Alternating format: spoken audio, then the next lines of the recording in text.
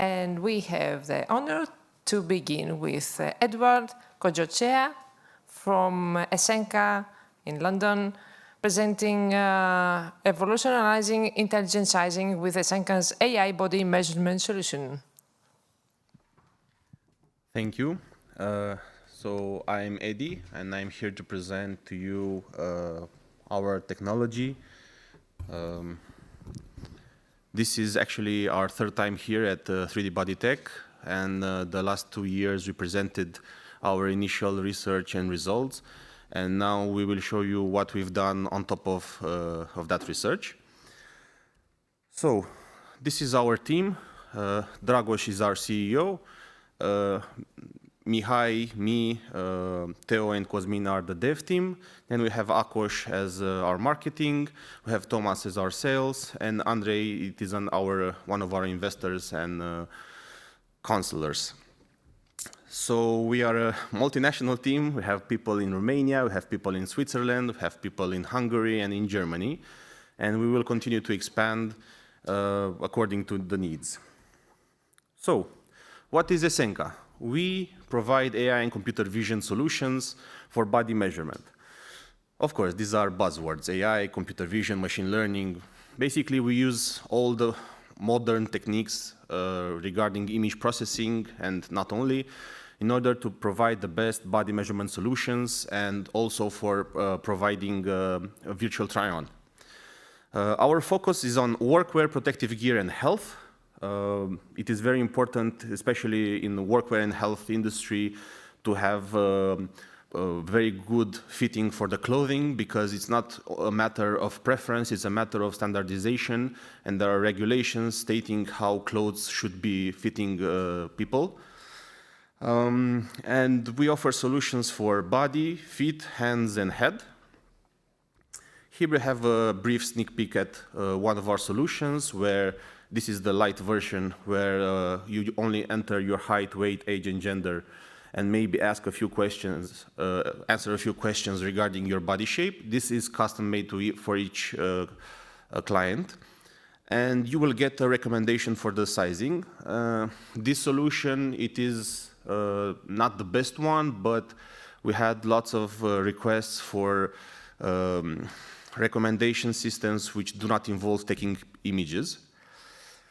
Here we have another solution where images are taken for better results.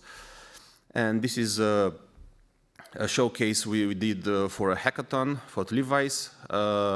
You enter the same data as in the light version, but then you are provided with the QR code where you can scan it and use your phone to measure yourself. Here is a small tutorial regarding light conditions, background, and what photos you should take. But the photos are taken automatically because we have a virtual assistant. So this is a virtual assistant guiding you. Please stand still. Turn to your side and keep your arms straight down. Please stand still. So this was a fast-forward version because, yeah, we don't want to stay 2 minutes for calibration.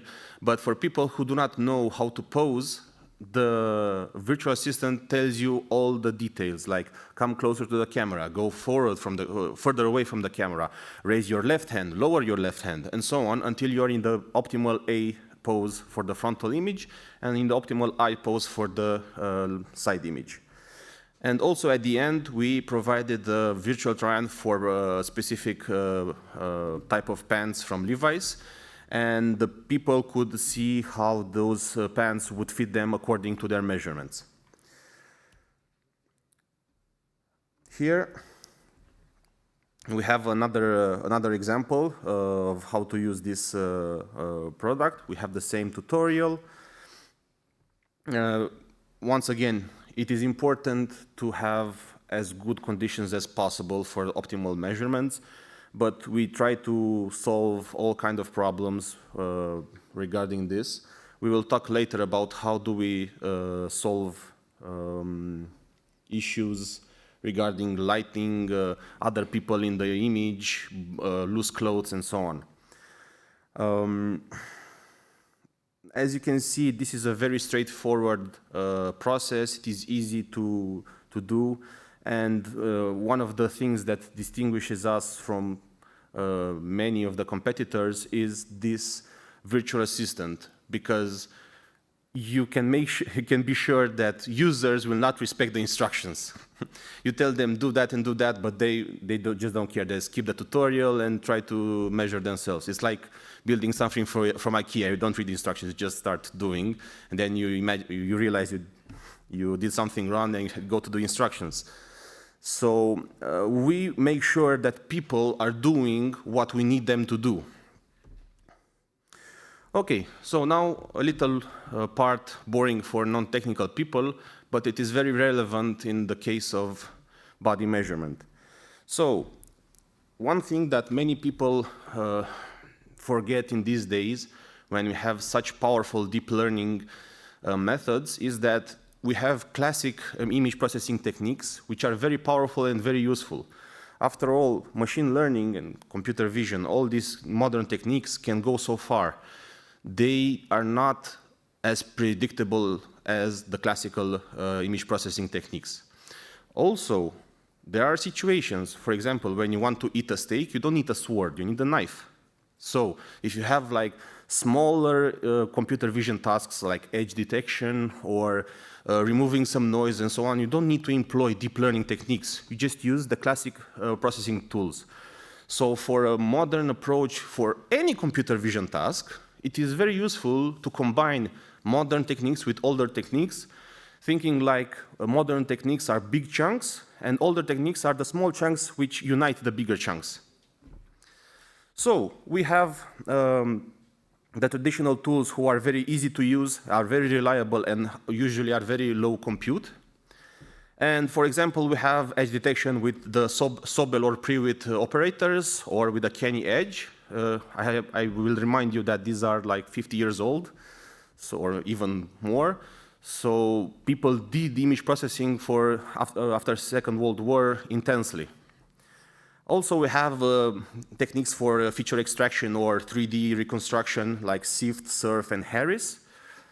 We have object detection. In the old days, for example, in the 80s, Americans had in the factories systems using ransack or half transform for detecting bad metal parts.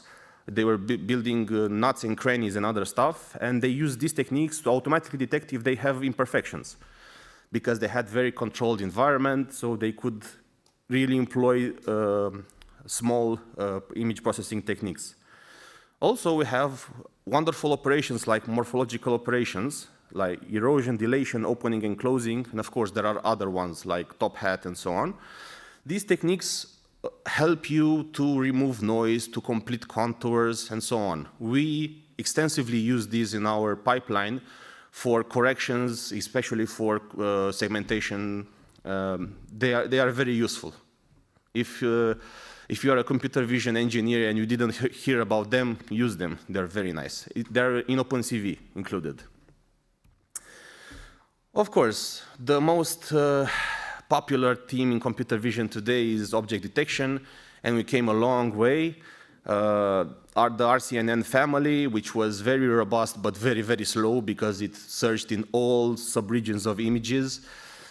Then we had the YOLO family, which was very fast because it took the YOLO actually in this situation means you only look once. So this is why they had a very large speed, thanks to the fact that they only process the image once. And we have more modern approaches like crowd depth for detecting people in very crowded and high occlusion scenarios. We have efficient depth, which is, in my opinion, the best paper I've ever read, which tells you how to scale networks, modern networks, which up until this paper, people were just randomly doing stuff, like empirically, which means randomly doing stuff until it works.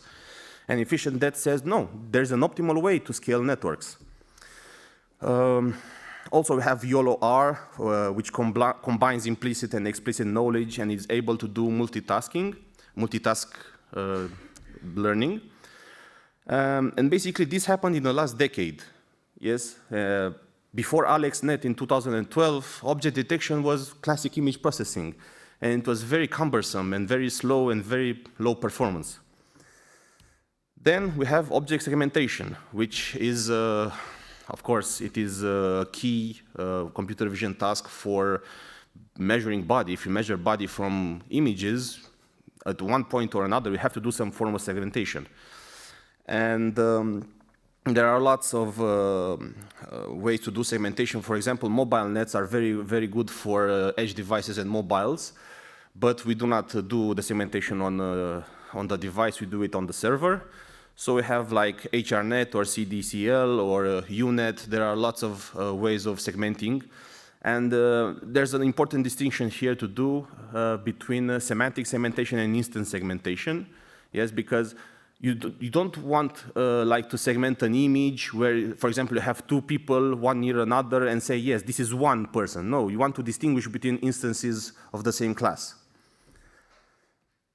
Then you have key point detection, or how other people say pose detection. Basically, you have a human body and you want to see where's the head, where's the elbow, where's the knee, and so on, the major joints of the human body, and to unite them in a skeleton in order to detect pose, or in our case, to align him to a specific pose that we require for optimal measurement.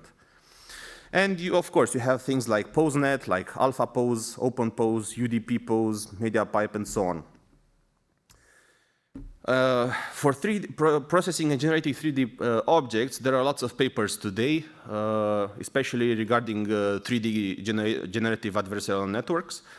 But these two are a cornerstone for, especially for what we thought about 3D development, Scape and human shaped nets, which are very, very powerful tools. Even if they are not so recent, you can see that they are very old compared to other techniques.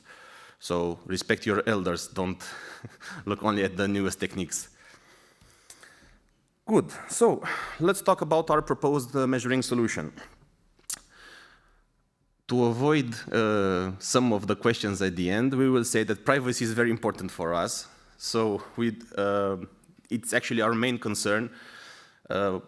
We wanted to make this app available to everybody with as low hardware as possible, so just your phone, but also we care about people's privacy a lot. So we want the person to feel safe in order to measure himself. So we do not store user images, we do not store personal data, we do not care about those. We just provide a service for measuring. The data regarding measurements is the shop's owner responsibility. We have both online and offline solutions. So the online solutions are stored in the cloud. Basically, there are two parts. We have the widget, which is running locally on the phone of the user, and the server, which is in the cloud. The web widget is easy to integrate in any website, and it works on 99.4% of browsers. But this 99.4% is regarding the market share. So 99.4% of the browser market share supports our solution. Basically, there are two browsers who do not support it because they do not allow us to access to the camera. So no camera, no measurement. The data sent to the cloud for processing can be in two solutions, like the first solution where we send height, weight, age, gender, the two photos as you've seen before, accelerometer and gyroscope. This is for guiding the person. Or just the height, weight, age, and gender. So you have the image solution or just the light solution. In our experience, because we talked with many workwear related companies, for example, factories, there were lots of situations where the internet was bad or missing at all. So we had to come up with a solution for those cases where there's no internet or bad internet. So we are currently developing, and it's almost done, an offline solution where you have basically a portable server, something like this big, which will weigh around 3 to 4 kilograms. And it will come in two variations, with an edge device or with a smaller GPU, not 4090, but maybe a 3060 or something like this. Because the Tesla T4 in the cloud is far from the performance of the 4090.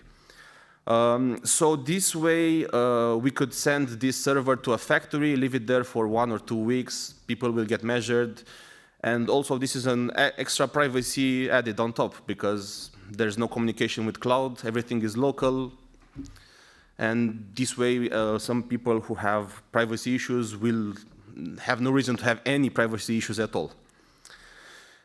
These local servers will have an integrated LCD display and a full HD camera, and will work just as with your phone.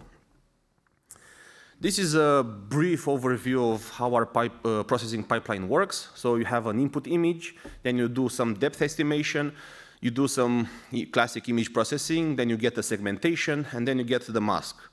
And the mask is the final product of the computer vision pipeline, which is used further to extract measurements. And here is the same thing, but on the side. And as you can imagine, clothes are very important. You should wear tight clothes. If you wear a bulky hoodie like Cosmin did here, the results will not be that good. But you know, everybody will measure themselves in the conditions proportional to their desire for accuracy. So despite we have a clear tutorial and short tutorial, which is important, the photos are not always taken in the optimal conditions, because during the measuring process, like during the guiding of the user, it is hard to estimate light and other things directly on the phone. So light can go wrong. There could be too much light, too little light, or too much and too little light in the same image. Also, the background could be full of clutter, could be clothes in the background, or other objects that resemble people. There could be other people in the background. You could wear loose clothes. So we solve this by doing light correction. Also, we do a histogram equalization technique called Clahe. We detect multiple people and see if they overlap with the main person. We tell the person, hey, measure yourself again, because there were people in the background. It could ruin your measurements. We do skin detection, loose cloth detection, telling the person, hey, try to wear tighter clothes. And also we have a custom trained fit predictor, which is a backup if the measurements really go wrong. We can give as a backup measurement. Here we have the way a factory or a client can use our solution. They just send an email with a link for measurements, or just scan the QR code here, and then the person is automatically invited to measure himself. It's the same process for measuring, and afterwards the results will be here in the dashboard with the name, the timestamp, and so on. And you could download the results, and also here you can see the detailed results with the with the 3D model, and with detailed measurements, and also you could see where those measurements were taken in the 3D avatar. Next, we have foot measurement, which is still in progress. The measuring engine, it is ready. We're still looking to improve the widget, the one which guides the user for measuring the foot. And we can measure the foot at any position. Here we have the segmentation masks for the previous feet. Here we have a solution for handwear, where the blue lines show what we measure. The vertical ones are linear measurements, and the horizontal one are circumferences. Let's talk a bit about data. Here we have our Caesar data set. These plots have, on the two axes are the two principal components after applying PCA to this data set. And we can see that the data is pretty okay, but the second and the third from the first row are female versus male. And you can see that the distributions tend to diverge. And also on the bottom row, you have Italy, United States, and Netherlands, which shows that the data kind of overlaps pretty nicely. So this Caesar data set is very good for training. Here we have the same data set, but only with height and weight, so no PCA applied. And you can see that Italians tend to be thinner and Americans tend to be fatter and so on. These are kind of things that you could take into consideration, but as long as they're not big anomalies, you could take them all together. In the first graph is with every one together. For 3D and virtual try-on, we generate the 3D model based on 2 segmentation masks, as we shown last year. This we did some incremental improvements, but it's the same process. But since the last year, we generated the 3D model only based on weight, height, age, and gender, using the same process. Cosmin had a very nice trick up his sleeve. So now we have a 3D avatar even for people who do not want to take pictures. Here we had different 3D models generated using the parameters you see below are learned from the data set. And as you can see, if you increase the number of parameters, not necessarily works better. So it is a hard thing to find the best, the optimal number of parameters. For us, it was 10.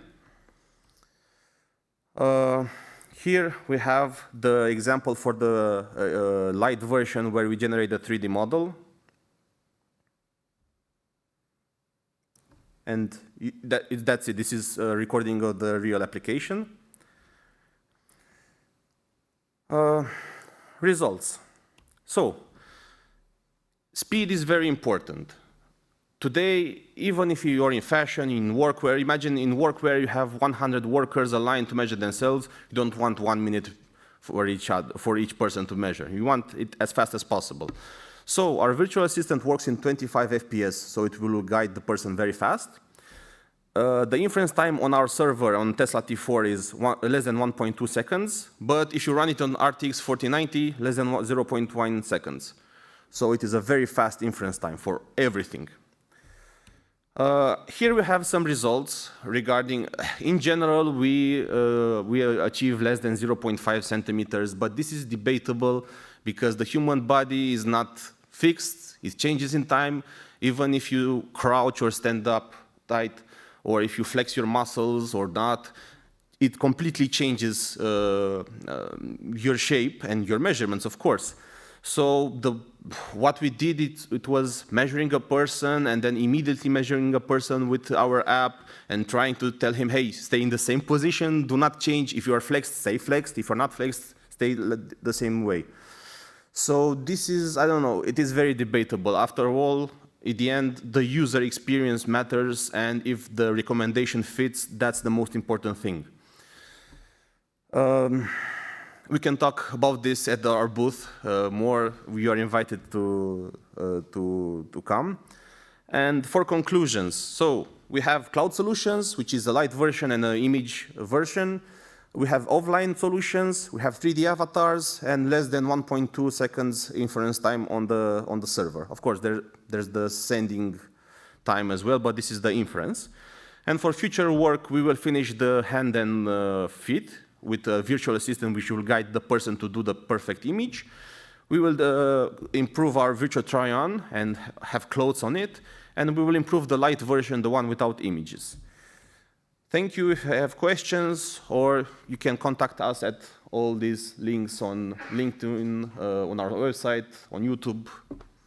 Thank you.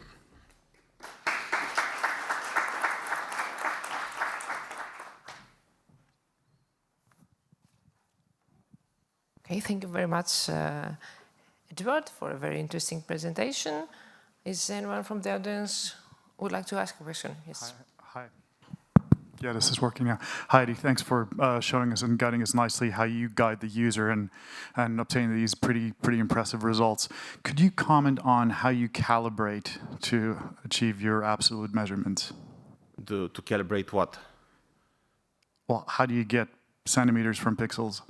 Oh, okay. So what you're asking is that you need a reference point in the image to know what a centimeter is. We use the user height as reference. Okay, and you get that input from the user and you assume that measurement is correct. Exactly. And in our experience, if the user height varies by plus minus 2 centimeters, it's close enough because now 2 centimeters at almost 2 meters, it's 1%. So. Okay, makes sense. Thank you. We have another question there, yes? In 3DBODY Labs, can you comment a little bit on the 3D body shape space that you're using? So what are we talking about? Europeans, Asians? Okay, as I showed the Caesar data set, which was one of our best data sets, it has Italians, Netherlands, and United States as people regions. But we also had army measurements from the United States, so this is kind of the region where we trained for. We also had from Asia some data sets, but our focus was in Europe right now, and it is in process of doing for other regions as well, but we have to keep focus on our region. So follow up, since I missed the first 10 minutes, so maybe you mentioned that I assume this is an in-model fit, so you have this data set which you fit on images, right? Within the shape space that you just presented, the Caesar data set. Can you get out of model? Let's say I have a sumo, you know? We didn't went that far. We have a human shape space where we say, okay, this is normal and this is highly unlikely to be measurements for a human. So for people like sumo, as you said, we still have to do some research in that area. But I don't know, we didn't try it. We should try it and see if our backup measuring system says that that's plausible or not. Thanks. Any other questions? There is Florian from Online Connection says, a great talk to Eduard. Thanks for the insights.